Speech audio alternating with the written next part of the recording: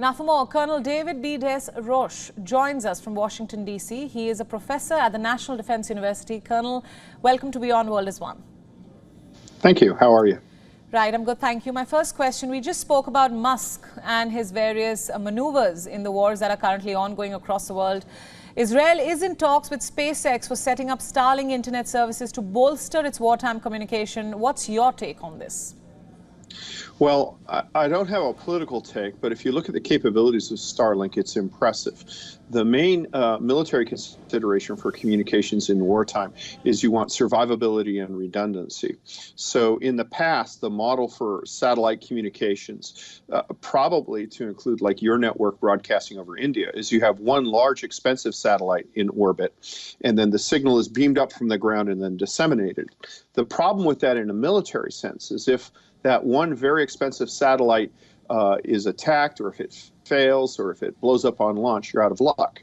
The Starlink vision, the real revolution here, is that you have a galaxy, literally thousands of, they're actually smaller than tabletop, very small satellites, basically blanketing the world, so that if one of those has a disaster or is targeted, the capability is still out there. The second advantage that Starlink has is, quite frankly, their software is really, really good. They employ private sector techniques, and they're able to get ahead of various hackers and defeat mechanisms with an agility that governments struggle to match. So, this is one of those moments like when Western Union controlled all telegraph communications between countries, where a private industry has just advanced ahead of government and thus controls significant assets needed by governments. Right. Colonel, let's talk about this war in general now. This is a concern we've raised time and again on this show about the war spilling out into a wider regional conflict. How do you view what's happening in Lebanon as of now? What happens if Hezbollah gets involved?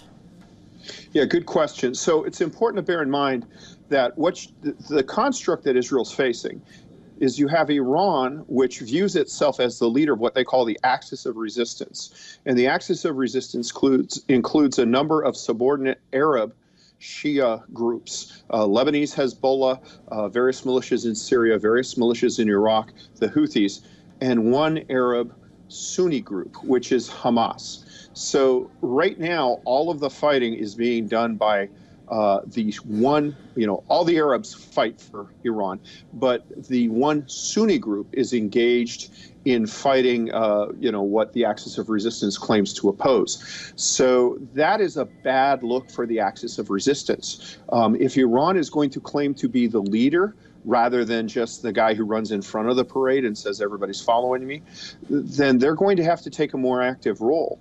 I don't think they're concerned about the battle here. They're concerned about the image of Iran as the leader of the axis of resistance going forward.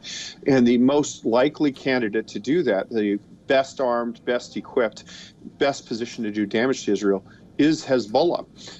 Conversely, Hezbollah doesn't want to be, you could see a cleavage where the Sunni members of the axis of resistance say, look, how come we bore the brunt of the fighting? Well, Syrians, for example, just got rich off the manufacture of Captagon. Lebanese Hezbollah does not want to be in a general fight. The Lebanese state is precarious. They're in a good position right now. But I think that there is a possibility that they may eventually be drawn into this. And I think they're going to get an extremely disproportionate response from Israel if they do. Right. Let's talk about what the global leaders are doing. We saw U.S. President Joe Biden in Israel, his strong support behind Israel. Today, Rishi Sunak has also done the same. He said that the UK stands with Israel in its darkest hour. Yet we don't see any global leader calling for a ceasefire. Is a ceasefire even possible at this stage?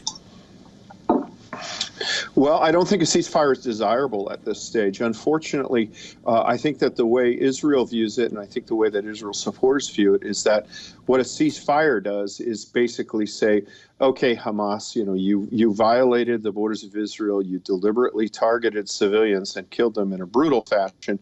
Then you cross the border and say, okay, let's have a ceasefire and talk about peace. That amounts to a de facto reward of that. So Israel's in a sort of similar position right now as your country was after the Mumbai attacks.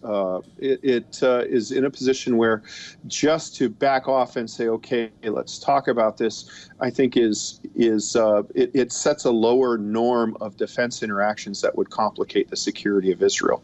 And I think that most of the supporters of Israel recognize it at this point. But eventually, the humanitarian situation is appalling and unsustainable. So something will have to be done. Colonel, talking about the humanitarian crisis, the appalling situation in Gaza currently, another big question arising is when will the aid that was agreed upon yesterday, when will this aid actually reach Gaza?